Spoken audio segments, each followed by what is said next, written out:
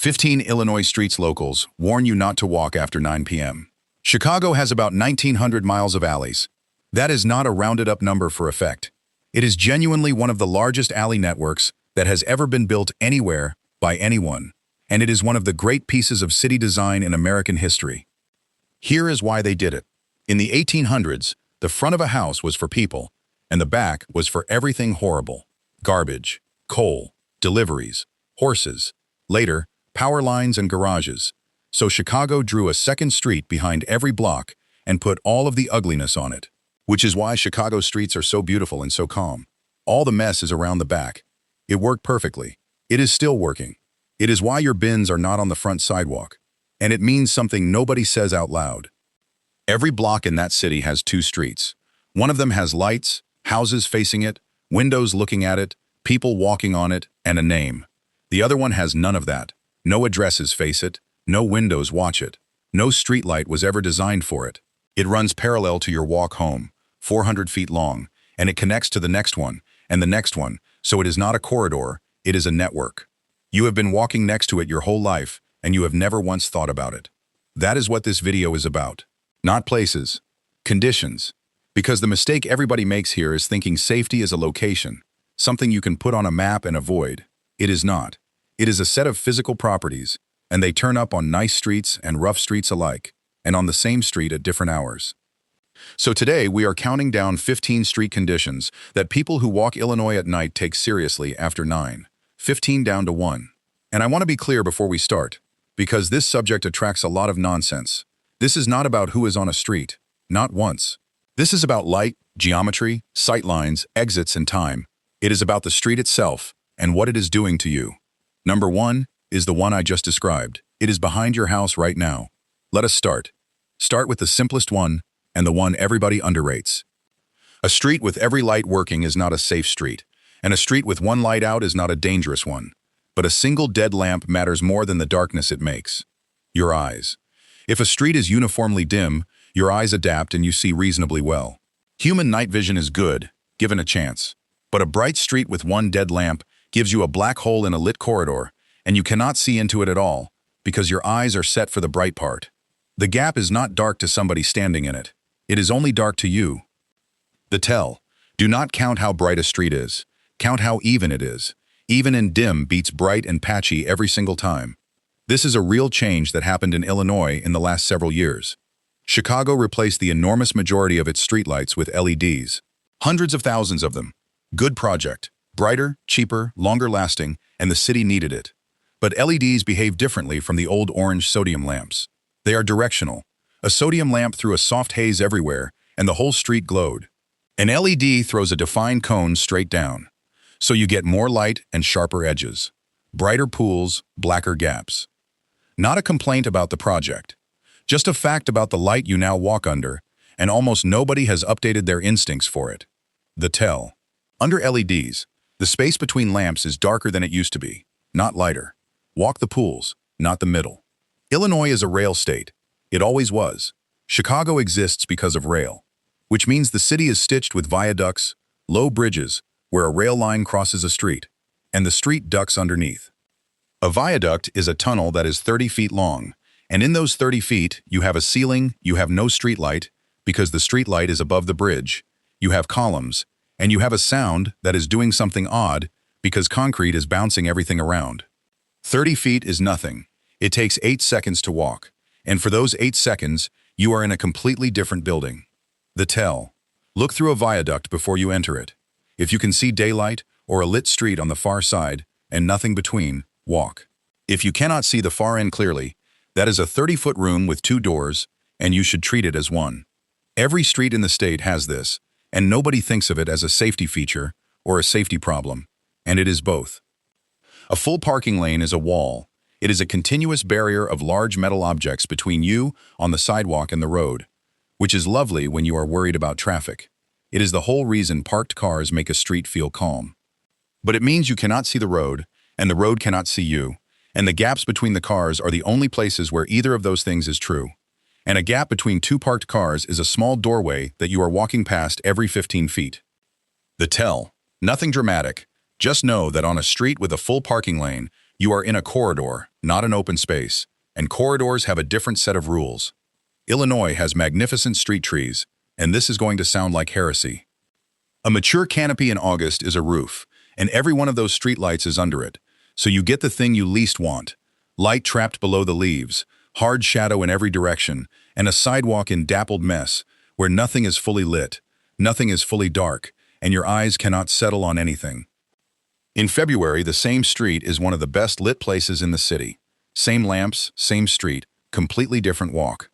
The tell. Notice the season. A street you learned in winter is not the street you are walking in summer. Some streets have two lives. A block of shops and cafes is a wonderful place at 7 in the evening. Light spilling out of windows, people, and it feels alive because it is. At 9, the shops close. And the thing that made it wonderful was never the street. It was the light coming out of the buildings.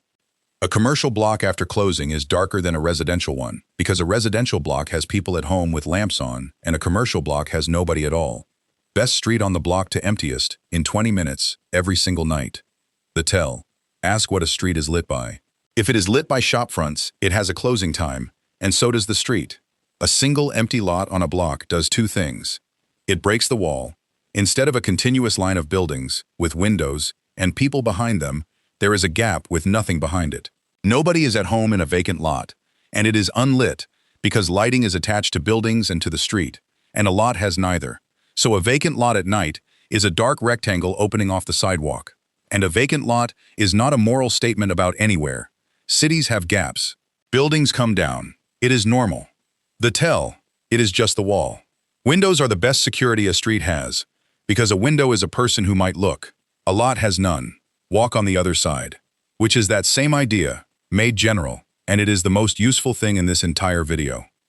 The single best predictor of how a street feels at night is not crime data.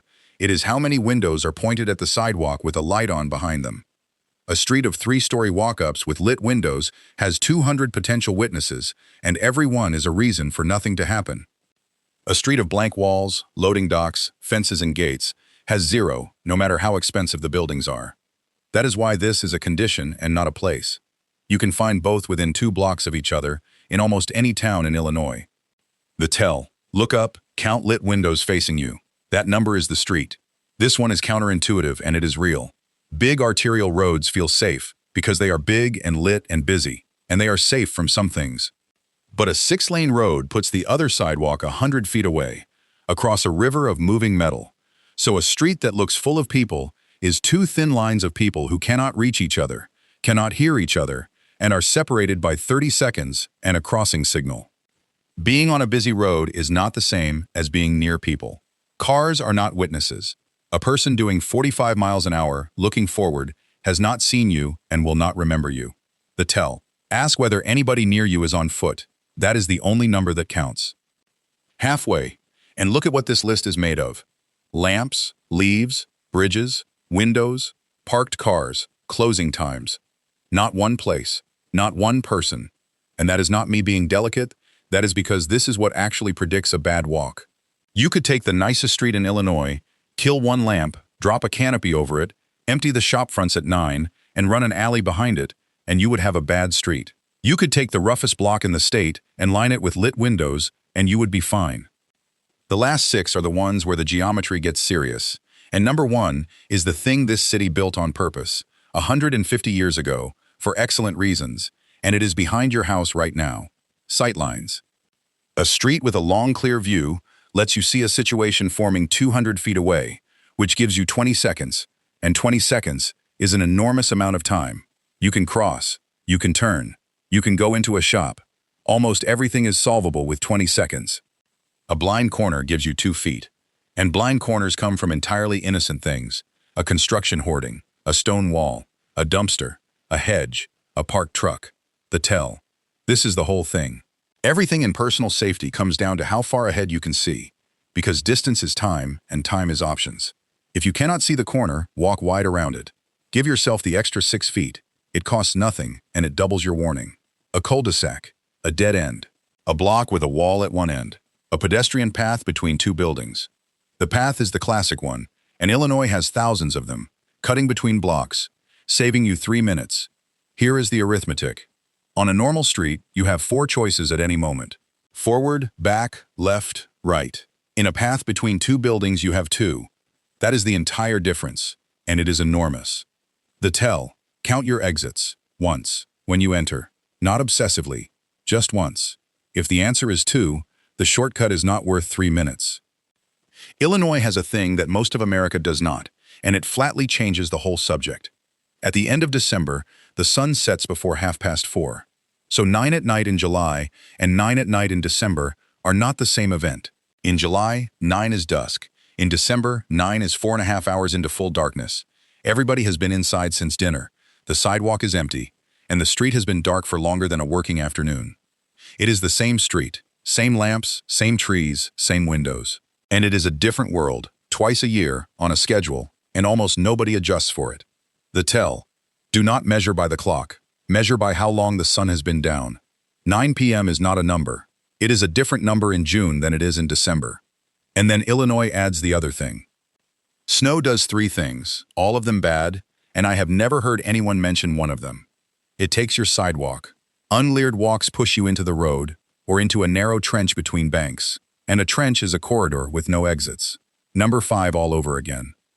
It takes your hearing. Snow is one of the best sound absorbers there is. A snowy street is measurably quieter, and you lose a warning system you did not know you had. And it takes your feet. You cannot move quickly on ice. Every option that involves getting away is gone. You are not walking, you are shuffling. The tell: in snow, everything else on this list matters twice as much, because your 3 cheapest tools, seeing, hearing, and moving, have all been reduced at once. Everything above is the street.